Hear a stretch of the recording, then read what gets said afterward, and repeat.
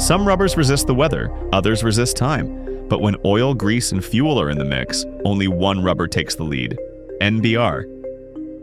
Nitrile butadiene rubber is the workhorse of oil handling applications, powering seals, hoses, gaskets, and O-rings that face petroleum-based fluids every day.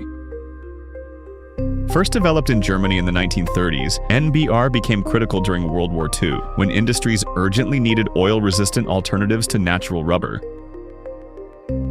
Its legacy has continued ever since, sealing the machines that move the modern world. NBR's strength lies in its chemistry.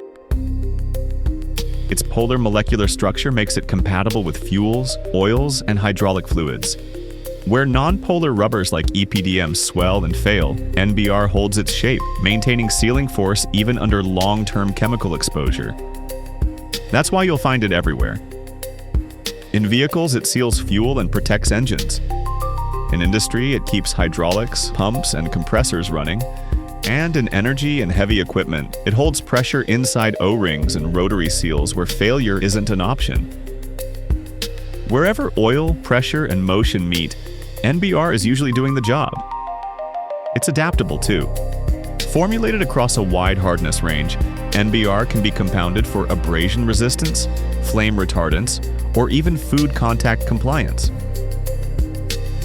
Most standard grades operate between minus 30 degrees Celsius and plus 100 degrees Celsius, with special formulations extending those limits further. But NBR isn't without weaknesses. Outdoors, it ages poorly. Sunlight, ozone, and UV attack its surface, causing cracks and loss of elasticity. Continuous heat above about 100 degrees Celsius also shortens its service life. That's why NBR is usually kept inside the machine, where the environment is harsh but controlled. It isn't flashy, but it's vital.